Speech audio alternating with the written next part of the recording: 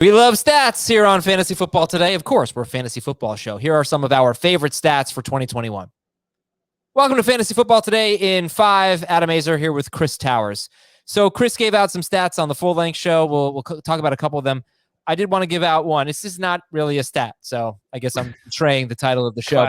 Classic Azer stuff. Just looking at ADP, I was doing this thing comparing running back 10 to wide receiver 5. And what I realized was running backs 8, 9, 10, 11, that group, man, you could hit the lottery or you can completely crap out. 2016, Lesean Mccoy was running back 9. Eddie Lacy was running back 10. McCoy finished as RB4 and Lacy RB76. 2017, Jordan Howard was RB9. The next in ADP, he finished as RB14. The next 2 picks were Kareem Hunt and Todd Gurley. They were RBs 3 and 1 respectively. The next year, Leonard Fournette was RB8. Then it was Kareem Hunt. Then it was Christian McCaffrey. Then it was Dalvin Cook. McCaffrey finished almost tied for first. Hunt was among the best. He got suspended for the last 5 games. Fournette finished as RB41 and Dalvin Cook is RB30. So it's just funny, Chris, you do all the research, you get all the stats. Fantasy football sometimes, it's really could be about luck. I mean, that kind of sums up the early round wide receiver versus running back dichotomy. You know, the reward for hitting on your early round running backs is so much higher. The safety of wide receivers is what makes them the better picks, at least I would say outside of the top 2 rounds. Once you get to the 3rd or 4th round, wide receivers are much safer. But the first 2 rounds, running backs actually hit pretty reasonably well. So give me an actual statistic. Yeah, and this is one that makes it really hard to tell what to make of Pittsburgh's offense, and that's that last season Ben Roethlisberger released the ball within 2.5 seconds 73% of the time on his dropbacks. The median QB was 49%, so he was about 50% more likely to get rid of the ball within 2.5 seconds, and obviously that's not necessarily news. We know this was a short passing offense that didn't really have a lot of explosive plays.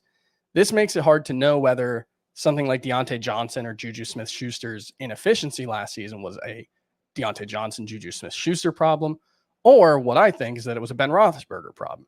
He wasn't willing to sit in the pocket and, potentially take hits to let plays develop. He was looking to get the ball as quickly out as quickly as possible. And, there's a lot of talk about how different this offense is going to be. He's going to be playing under center more. They're going to be running more play actions. There's going to be more opportunities for plays to develop if Roethlisberger is willing to stand back and make those plays. And frankly, if the offensive line can let him.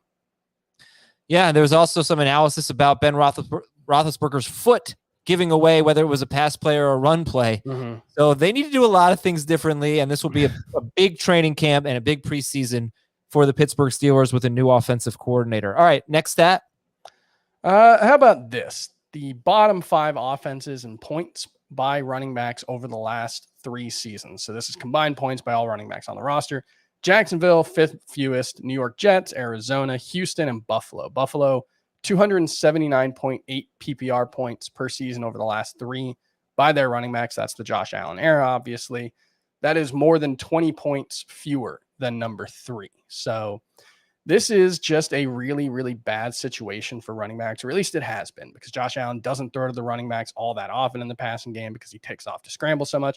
And he's so good near the goal line that he takes so many of those opportunities. And so this is why I can't really get down with Zach Moss in like the RB 30 to 35 range where he tends to go on drafts, because I don't see a path to him being a top 15 running back. Even if everything goes right for Zach Moss, it's just really hard for him to get there.